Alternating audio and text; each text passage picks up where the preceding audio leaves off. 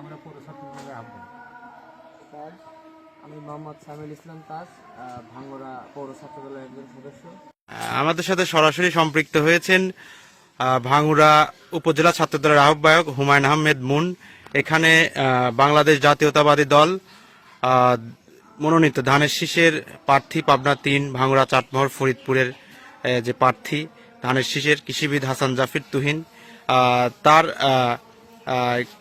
মাঠের জরিপ কেমন বা পরিস্থিতি কেমন ভোটের, সে এখান থেকে জয়লাভ করতে পারবে কিনা আমরা ঠিক ভাঙ্গুড়ার ছাত্র দলের প্রেসিডেন্টের কাছ থেকে শুনতে চাই। বিসমিল্লাহির রহমানির রহিম। দেশনায়ক জনাব তারেক রহমান আমাদের পাবনা ৩-এ হাসান জাফির তুহিন ভাইকে মনোনীত করেছেন। আসলে আমাদের পাবনা ৩ অঞ্চলটা বৃহত্তম চলনবিল এলাকা, কৃষি প্রধান এলাকা। কৃষির ওপর ৮০% মানুষ নির্ভর করে।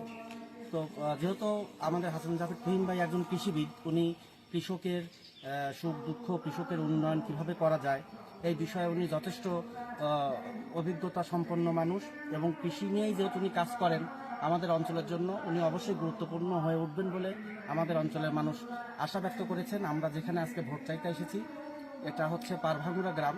এখানে কৃষির পাশাপাশি গরুর খামার নিয়ে মানুষ কাজ করে। আসলে আমাদের পাবনা অঞ্চল যে দুধের জন্য অনেক নাম করা, এটার এই পারভাঙ্গুড়া গ্রামেরও একটা ব্যাপার। পারভাঙ্গুড়া অনেক সংখ্যক গরুর চাষ বা গরু পালন করা হয়।